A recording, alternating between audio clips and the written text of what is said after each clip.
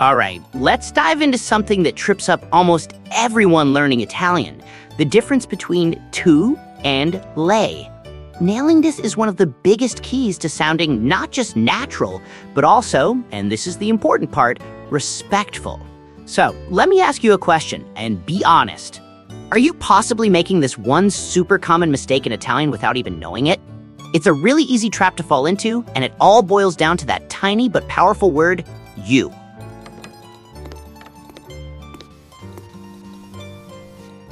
And here's why it's such a big deal.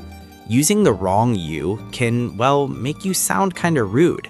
It can instantly flag you as a tourist who hasn't quite picked up on the local culture, even if you have the best intentions. Now look, this confusion is completely understandable. The problem actually starts with English. I mean, think about it. We have one word, you, and it works for everybody. Your best friend, your boss, a complete stranger. It's a one-size-fits-all situation. But Italian, well, Italian does things a little differently.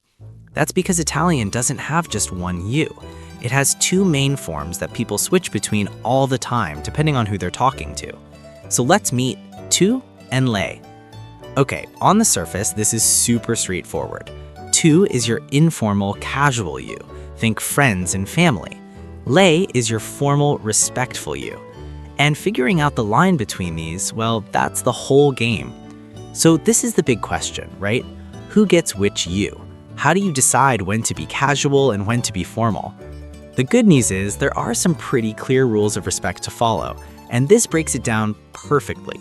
You're going to use tu with your inner circle, friends, family, kids, and people your own age in a casual setting. You switch over to lei for strangers, anyone older than you, professionals like a doctor or a professor, and yep, even waiters and hotel staff. It's just a sign of respect.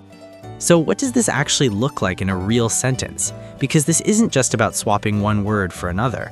It actually changes the verb too. Let's take our first example, the verb vivere, which means to live. Let's say you want to ask someone where they live. If it's a friend, you'd say dove vivi. But if you're making small talk with a shopkeeper you've just met, you'd switch to the formal and ask dove vive. Did you catch that? It's subtle, but that one little letter changes the entire tone. Okay, let's do another one. Maybe the most common phrase you'll ever use. How are you? This uses the verb stare. To your buddy, it's easy, come stai. But if you're greeting your hotel manager or an older person you've just been introduced to, you'd use the formal, come sta. See? The verb ending shifts completely. It's all about who you're talking to. Awesome, so you got the basics down. Now let's get into some of the trickier parts, the nuances that will really make you sound like you know what you're doing. And here it is, the big one. I can practically hear you thinking, hold on, I thought lei also means she. And you know what? You're 100% correct. So how in the world do you know which is which? It's all about context, and I promise it's way easier than it sounds. If someone is looking right at you and uses lei, they're speaking formally to you. If you're both talking about another woman, well, then it means she. It just clicks after you hear it a few times. Okay, pro tip time. What if you start a conversation using lei, but you're really hitting it off and the vibe gets more relaxed? Are you stuck informal forever? No way. There's a magic phrase for this exact situation. You can say, possiamo darci del tu. It's a super polite way of asking, hey, is it cool if we switch to the informal tu now? Trust me, using this is such a smooth move. It shows you really understand the culture, and it will definitely score you some points. And just when you thought you had it all figured out, let's toss in a little fun fact.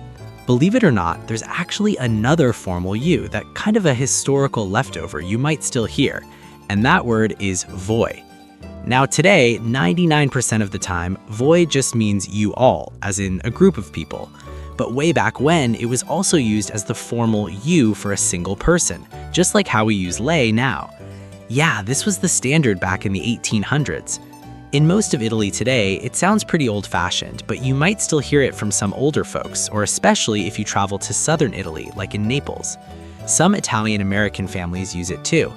So if you're in Naples and a barista says voi to you, don't look around for other people. They're just talking to you, using a more traditional form. Okay, we've covered a ton of ground here, so if you forget anything else, please just remember this one single golden rule. Here it is. When in doubt, use lei. That's it. Seriously. It is always, always better to be a little too formal than to be accidentally informal and disrespectful. You just can't go wrong starting with lei. It's your safety net in any new situation. So there you have it. You've got the rules, you've seen the examples, and you even have the secret phrase to navigate Italian conversations. You are ready to get out there and switch between formal and informal with total confidence. You've got this.